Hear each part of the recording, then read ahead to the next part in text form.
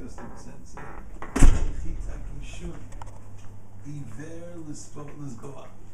And when you offer a blind animal for sacrifice, you offer a blind animal. Now the Torah says you can't offer blind animals. In your eyes, ain't right. Not terrible. So what? Ain't right. It's not a sin in your eyes. To you, the fact that you violated the teaching of God is not of significance. V'chitagishu piseach v'choleh ain't ra. And if you take a lame animal or a sick animal, ain't ra. You feel that there's no violation. In other words, you don't see the significance of following certain kinds of special teachings regarding the temple service. Says the prophet, well, why don't you try giving these kinds of gifts, to people that you do respect? You obviously don't respect God, so maybe why don't you bring a gift of this nature? Imagine bringing a broken gift to a leader of the people. Mr. President, we'd like to present you with the following gift. It's something that's broken, or missing a piece or something. Well, he says here, not even a president. He says, why don't you try offering it to your governor? He used the word pecha. Pecha is some kind of officer, some kind of leader. He says, imagine bringing in a gift offering to a leader, to a governor, to an officer, and the type of gift that you're bringing is something which is missing, or something which is faulty, something which is imperfect. Do you think you'd get anywhere by doing that? Why when you bring it to God? Why when you bring it to God are you not careful in terms of the type of offering that you're bringing? But you would never dare bring this to anyone that's of significance to you in your life. That's his challenge here at the end of the sentence 8. Hakrivehu na lepechatecha. The word "na" can be translated as "please," and please, why don't you offer this to your leader? Bring it to your leader. Or the word "na" can mean in Hebrew "now." If you look in the Targum on the right side, he translates it as "ke'an." Ke'an means now. Hakrivehu na now. Bring it right now. Why don't you offer this right now to your leader? Hakrivehu na lepechatecha. Hayirtzecha. Oh, hayisaf anecha. Do you really think that it would be accepted? Do you know anybody who gives any kind of gift or any kind of offering or any kind of present to someone, and the gift itself is broken or is faulty? Imagine you're buying a computer and you give them a broken computer where it's unheard of, right? Unheard of, right? Or you're going to buy them a camera, but 5 of the functions are not functioning. Hayirtzecha, do you really think that your action would find favor?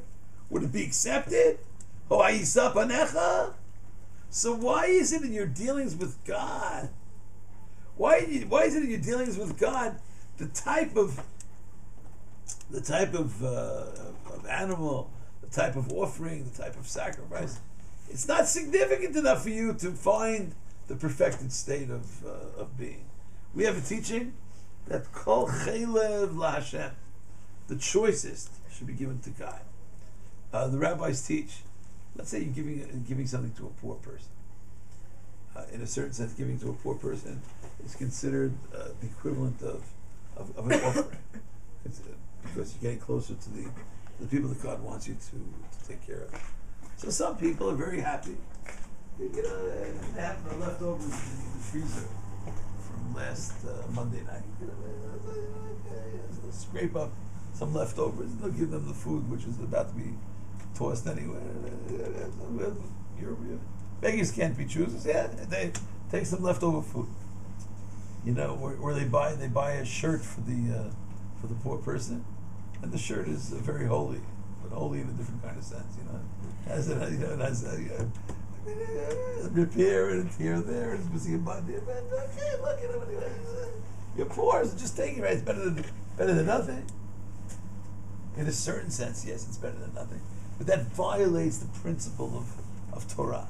The principle of Torah is when you give this kind of offering to God, try to give the best that you can. The rabbis tell a story about a great rabbi. I mean, one of the greatest rabbis actually. A poor person comes into his house, and the rabbi says, "What can I offer you?" He says, "Well, I would like stuffed pheasant.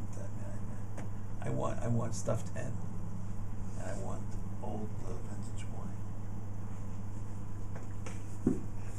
What do you want? I mean, I would like Tarnagol Yashan or something. Tarnagol Yashana.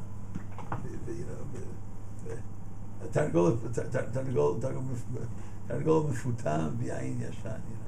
Stuffed hen, stuffed chicken, a very expensive type of food at the time, and Yayin Yashan. I want the choice wine, the old one. So the rabbi says to him, "What are you talking about? I mean, basically the equivalent of, you can't do that. You're coming to," and he tells the rabbi, "Do you think you're giving me your food? You're giving me the food of God." God.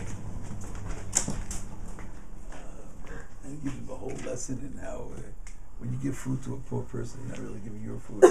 It's really God who's giving the food. And at that moment, there's a knock at the door, and in walks the sister of the rabbi, who has not visited with her brother for 13 years, and she has a little present for her brother, and of course it was this, Tarnagolet Fatuma V'Yayin Yashan, with the stuffed hen and old wine, and then the rabbi said, "Okay, I'm sorry, I apologize." So maybe our sentence here about seeing to it that the kind of food that you give to the temple altar is perfected, that the sacrifice has to be perfect, maybe has a reflection also on the kinds of things that we're supposed to give to the poor people. It's not enough just to give them anything. I have an old pair of shoes. I'll give them an old pair of shoes, even though they're worn out. Yes, it is something. You have given them a pair of shoes, and many people don't give shoes to anybody. They don't even know what it is to give a pair of shoes. But maybe the higher level of offering is to try to give the perfected kind of gift, to the poor person. So he says to him at the end of the sentence, "Offer it, please. Offer it now to your governor. Bring such a gift. Bring such a gift to your leader. Hayir tzecha, the hay at the beginning of the hay. You see those two, there are two hays like that in our sense. You see under the hay there's a chataf, patah. Does everybody see it? I'm sorry I don't have a board here. Hayir tzecha. That's the way you have an inquisitive hay in Hebrew. Any hay at the beginning of a word with a chataf patah, as a line with two dots next to it, means this is a question. Hayir tzecha? Will the leader who's receiving your gift will he accept you? Would he accept it? Would he accept you? Would he accept the gift? Oh, hayisa panecha? Would he show some kind of favor to you? Of course not, because it's insulting. Well, if it's insulting to a human being, then maybe we have to have at least the same kind of level of respect for our relationship with God, and bring the kinds of offerings, and the type of gifts to God that we would have at least a minimum level to other people. Only once in my life was I in the White House lawn with the President of the United States. I went to visit the White House as a tourist, but my father, of blessed memory, was once invited with a group of rabbis to the White House. Mr. Begin, of blessed memory, was then the Prime Minister, and President Carter was the president of the United States. I was in college. It was really just for rabbis. My father somehow used special protection. I said, I have a son who's studying to be a rabbi. Could he come? And he got me a special invitation. And it was glad kosher food, on the White House lawn. And I'll never forget, we took the Amtrak from New York to Washington. I'll never forget, the awe that people were feeling. We're going to meet the president. Each rabbi was introduced individually to the president, And it gave me a little taste of, if that's the way we treat presidents, that's the way we treat human beings, how much more so should we be treating, our relationship with God? Amar Hashem tzivakot. And maybe, since it's a rhetorical question, the answer is of course not. Of course, if you insult the leader, you will be rejected. So why do you think that in religious practices, why do you think in your religious offerings and your religious gifts that it's acceptable for you to just give anything that you want? There are some people who 5 years ago were giving, 10 cents to charity. 20 years ago, we were giving 10 cents to charity, and they're still giving 10 cents to charity. Things have changed a little bit in the world. The salary range today is not the same salary range as 30 years ago, but the charity donation seems to be stagnant. So maybe we have to be sensitive in our sacrifices. We don't offer sacrifices in the temple, but whatever religious kind of activity we're involved in, to be sure that it's on the highest level of quality and proper. You want to say something? Yes. I'm confused about this whole thing because I thought that the Kohanim are just bringing everybody else's Kohanos. So how is it that it's inferior or whatever? Well, it's not really from them. I guess they were telling the people this is okay. Oh. They were, they're fine. Instructing the people. Yeah, right. Bring whatever you want. Yeah, don't worry about it. Don't worry. Or you want to bargain. Line up in my Kohen line. I'll offer anything. We're not so particular about the type. If you go to certain Kohanim, they're very strict. But you join us, and we're really, bargain basement. Bargain. That's right. The bargain line of the temple or something along that line. Or we're so open-minded that we're accepting of everything. As my great teacher once said as a joke, I think. Rabbi Miller once said, it's very important to be open-minded, but don't be so open-minded that your brains start falling out. Yes? I was wondering what the difference between a zevach and a korban would be. Well, a zevach seems to be something which is slaughtered. The word lizbach seems to be some kind of slaughtering process, which would be more of an animal or a fowl type offering, whereas a korban can be even an offering which is a korban which means to get close to God, but can also be the kind of sacrifice where no slaughtering is involved. For instance, there's a whole section of the Torah dealing with flour offerings, flour, where many different types of what we call minahot. The mincha offering wouldn't be referred to seemingly as a zevach. So a zevach is a certain process in preparation of a certain type of sacrifice, perhaps. Okay, maybe we'll learn the parsha a little bit. Good. Thank you.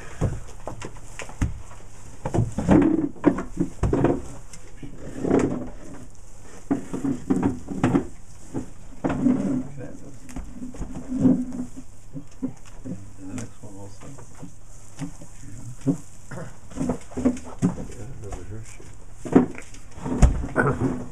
Can I sit You want to see?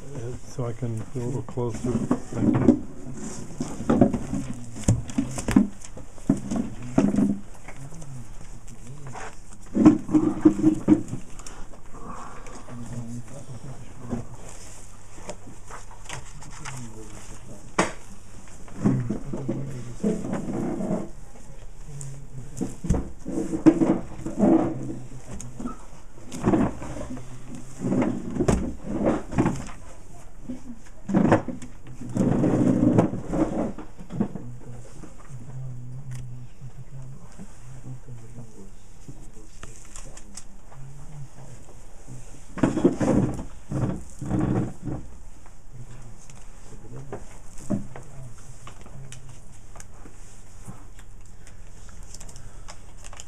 said it. 1 second.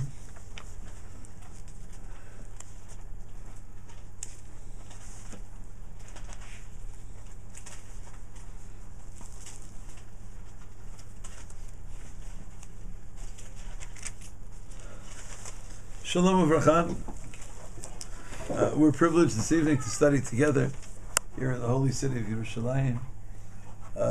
The Torah section of this week, Parashat HaShavua, Parashat Kedoshim.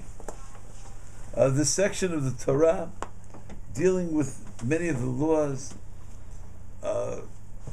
charging us with the command of God to become holy, to lead holy types of lives. There's one sentence in this parasha which really, or one phrase in one of the sentences, which for a very, very long time has confused me. I'm not sure I understand it fully.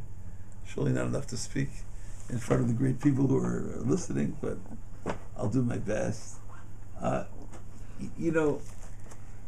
Torah describes at the end of Parashat Kedoshim various forms of prohibited relationships. Intimate sexual relationships, close marriage relationships which are prohibited, intimate relationships which are against the Torah. Included in that list is the prohibition of incest. And the Torah speaks in no uncertain terms about how prohibited it is for a brother and a sister to be together. That in and of itself perhaps would not warrant a comment. You could say, why does the Torah have to prohibit it? Isn't it self-obvious? But the Torah lists many if you just study chapter 20, for instance, of our parasha, you'll see there are many relationships there listed of the list of prohibited relationships. What's so confusing to me is that the Torah uses a term in the description of this prohibited behavior, a term which seems to be so extraordinary, so unusual. And if you want to follow, it's in chapter 20, verse 17 of Leviticus, Vayikra, Perek Pasuk Yud Zayin, where the Torah says as follows: V'ish asher yikach et achuto bat aviv o bat imo v'ra'a et ervatah v'hi tireh et ervataho chesed hu. The Torah describes a certain level of prohibited relationships between a brother and a sister, and then uses a term to describe this before telling us that there's a very serious punishment for anyone engaged in such type of activities, something called karet. The Torah calls this behavior chesed. Chesed hu. Now, if you look at the translations we have here, at least in the house, 10 different ways to 10 different books of translation. How do they translate you? I mean, a disgrace. A disgrace, Sarcastic. An abomination, a sinful level of devotion. What do you have there in your translation? What? Disgrace. Yeah. Chesed. One of the most beloved words in the whole Torah. One of the concepts which is the most all-encompassing, loving word. If I had to choose a word which I hope on some level we'll be able to connect to on some level in our lives, it's chesed. Chesed is one of the holiest words. Chesed, kindness, loving kindness, caring about people. Chesed. The Torah uses the word chesed to describe a prohibited relationship between a brother and a sister. Chesed hu. So if you look at in the classical commentaries, you look at Rashi, look at the Ramban, look at the, they said, well, chesed has like this double meaning. Chesed can also mean disgrace. Chesed can also mean shame. This is a shameful act. This is a terribly disgraceful act. But why the use of such a great word? Now, it is true that there are times where a word can mean a certain meaning and its very opposite. But this is a topic which I believe has to be studied. It's touched upon in several of the sources. I would like to try to read one of the great comments of Rabbi Hirsch, Rabbi Shimshon Raphael Hirsch, Samson Raphael Hirsch, who addresses this issue, and then perhaps maybe somebody here wants to suggest his or her understanding. To me, this is a very, very complicated question. How can chesed be used to the chesed which I would use to describe the loftiest of actions in the world? Right? Someone who cares about someone else, someone who gives to someone else, someone who shares with someone else, someone who assists someone else, someone who's sensitive to other people. Chesed. And to lower the status of that word and use it to describe incest? Says Rabbi Hirsch, chesed everywhere else expresses the highest degree of goodness. Its meaning in this place is difficult to understand. What do you mean chesed? And Rav Hirsch says that he explained earlier in Breshit, we have given the underlying conception of chesed as being personal devotion, connection, personal devotion. As the character of one's own behavior, it is accordingly the highest selfless devotion to the well-being of another. Something that he calls lifnei mishurat hadin. That's what chesed is. Going beyond the level of that which is required. Kindness and goodness that goes beyond the bare dictates of duty. However, points out Rav Hirsch that there is a usage of the word chesed in Tanakh, not often. We have a concordance here.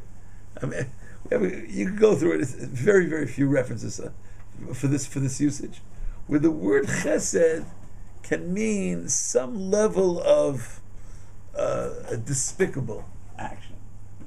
But, says Rav Hirsch, when it refers not to the person himself, but to another, like chased et, causing somebody else to be devoted, it becomes the complete opposite, the ruthless abandonment of the well-being of another. He quotes Proverbs 25 and several of the commentaries on this pasuk. Several early commentaries point to Mishlei, Per Kafei, pasuk Yud, Pen Yechasedcha Shomea. Don't be involved in certain kinds of speech, lest the person hearing you will be disgusted by what you say. Pen Yechasedcha, from the word Chesed. Pen Yechasedcha Shomea. One who hears you might find you despicable to the highest degree and abandon you. Chesed. And he says in Aramaic, the same root means outrage, means disgrace. Rav Hirsch says, if chesed elsewhere has the meaning of an unrestrained going beyond the dictates of duty, giving oneself up to another where one is not duty bound to do so, in our text, in our pasuk, it can also very well mean giving oneself up to another where it is forbidden by duty. It's like beyond. And it is then, in this sense, that we have translated it as a sinful level of devotion. That's the way he translates chesed. But there's something about this teaching which just really, really intrigues me. And I think what's being said here is that even the greatest type of activity, namely getting close to someone, what could be greater than getting attached to another person? The concept of chesed, unbridled chesed which is not within a certain context of limitation, can turn a very act of kindness, a very act of love, a very act of attachment, and it can become an act of disgrace. It can be an act of shame. It can be an act of disgust. Sometimes I have a great teacher, a very, very close friend. His name is Reb Zell Newman. Hashem should bless him and his family. I was discussing this concept with him. He's one of the great Torah teachers that I've been privileged to meet. He said, in all acts of chesed, one has to be so careful that sometimes by doing too much chesed, you could be doing the opposite of chesed. Let's say you want to help someone. His example was, let's say there's an individual who's in need of assistance. and you superimpose help upon this person to such an extent where the person almost feels shamed by the very type of chesed that you're doing to them. His example was sometimes in terms of geriatric patients, sometimes in terms of elderly individuals, where children, the most well-intending children, they're doing chesed, chesed, chesed, chesed to their parents, but their parent is losing the sense of dignity. They're taking away their sense of kavod atzmi. Superimposing, we're going to do this for you, Ima, we're going to do this for you, Abba, and you'll live here, and you'll go here, and you'll walk this way, and we'll take care of this for you, and the person wants to feel a certain sense of individualistic accomplishment, and you're taking it away from them. Can that happen in palliative care too, you think? That's his point. In fact, he spoke about that. Yeah, he spoke about that. So sometimes chesed can be, God forbid, a toeva. Chesed can sometimes superimposing, too much mothering can be smothering, Rabbi Hirsch points out that the same word in Hebrew for clothing can sometimes be used as a form of treason. Like beged in Hebrew means a garment. Bigida, the same root. Bigida is when you go against the person, like a bogade. The word me'il, which is some type of garment, can be connected, says Rav Hirsch, to me'ilah, to mo'il, right? Because you have to be very careful. You have to be very, very sensitive. Maybe this idea of loving, which is surely a beautiful practice. Let's say you love someone to such an extent that you're violating the very teachings of God in your pursuit of this love, or in pursuit of this romantic relationship. Let's say someone is pursuing a close relationship with someone who's married, with someone who's connected to someone else. Free love, open connection, chesed, or maybe someone's really assisting someone who's in a difficult marriage, right? How are they assisting them? They're taking them to be with them instead of with their spouse. So I can see someone say, what are you involved in? I'm involved in chesed. Yeah, chesed. What type of chesed? Maybe the type of chesed of Leviticus 20, verse 17. Maybe that's the kind of chesed you're involved in. How do you know which aspect of chesed? Where is it going with the chesed? Do you know the boundaries of chesed? Are there limitations to chesed? Are there chesed that could lead you to the kind of chesed in our verse? What's more beautiful than a brother and sister being close to each other? We hope all brothers and sisters in the world are close to each other. But a violation of that principle of closeness can, God forbid, where it goes beyond a certain level of permissibility, beyond a certain level of acceptable normal behavior. That's chesed. That's chesed unbridled. And there's an approach that suggests that maybe Yishmael, the son of our great father, a great leader, our great patriarch, Avraham, maybe Yishmael learned, he saw his father involved in chesed, but maybe he didn't understand certain levels of chesed, and so he pursued his own type of chesed, which led him very far away from the types of chesed that his father was involved in. Yishmael pursued chesed, but maybe pursued chesed without an understanding of what are the boundaries of chesed, what are the laws of chesed. And maybe if doing so, a person could, God forbid, reach a level of to'eva, reach a level of disgusting behavior, reach a level of prohibited behavior, which the Torah condemns in no uncertain way. So if kindness and disgrace, right, the Radak suggests, right, that the chesed means kindness, chesed means disgrace. Those are not words that we would put together. I don't think we would put them together, right? But the idea of an association of improper balance, improper pursuits of chesed. Sometimes we want to be kind to someone, and the very kindness that we're showing them can be the opposite of beneficial for them. We think that, I don't know, I'm sure there are many parents who feel that just to let their children do whatever they want is chesed. It's kindness, right? I want to be a good mother. I want to be a good father. So let my child just express himself anyway. Is that chesed, or is that chesed?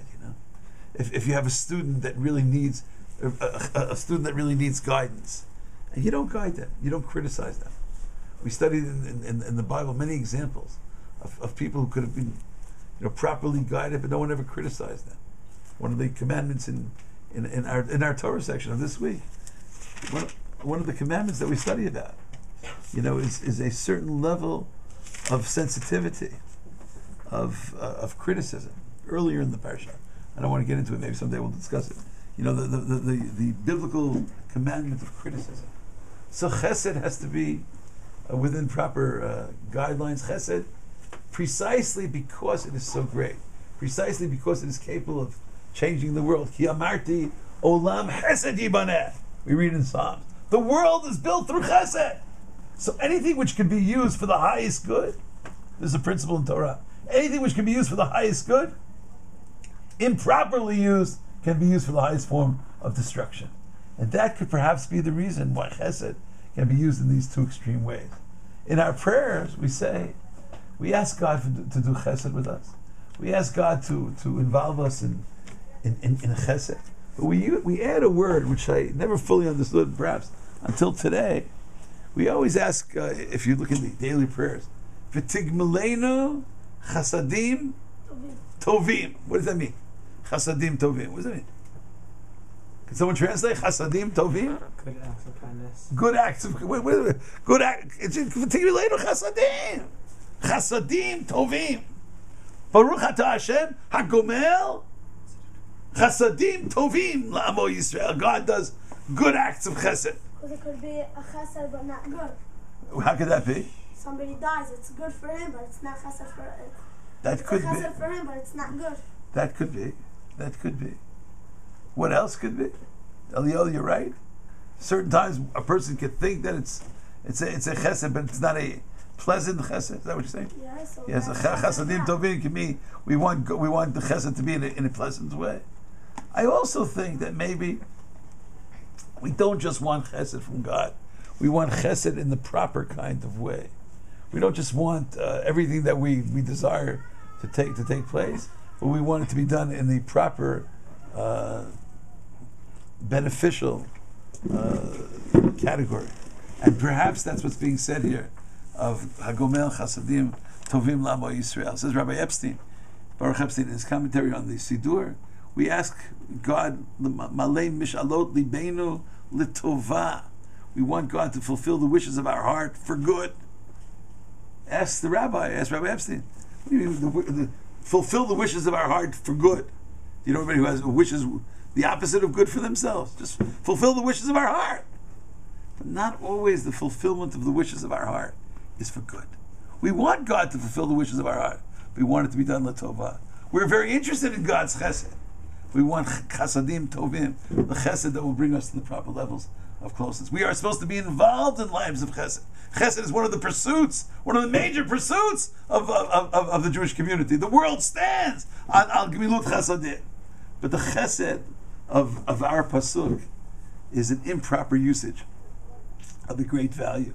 So even in the pursuit of the greatest levels of accomplishment in the world, one has to be careful that one is sensitive to the problems that can result from an improper usage of even the great value of chesed. May we all be involved in true chesed, and may the chesed of abomination, may the chesed of improper forms of closeness, improper forms of what Rabbi Hirsch calls it, sinful devotion, improper uses of levels of attachment which are improper, levels of mercy which are improper. Sometimes a person is so merciful, so kind, but maybe sometimes being kind in the wrong way or to the wrong one can be very, very cruel instead of being very kind. The rabbis say sometimes being kind to the cruel ends up being cruel to the kind, right? So one has to be careful with chesed, because chesed can also mean the opposite of chesed. Chesed can also mean disgrace and abomination. How do we Masha. know the difference? We study chapter 20, verse 17, very carefully with the commentary. Thank you so much for listening. Thank you. Square. Thank you. Okay, Misha Berach Avotei Avraham Yitzchak Yaakov, Moshe Aaron David Shlomo Yivarech V'Yirapeh, V'Yichazek V'Yitzar V'Yishmar, et Yirmiyahu ben Pri ben Nechama, ואת שינה זלטה בת חנה בלומה, ואת שרה שיראל בת לורן,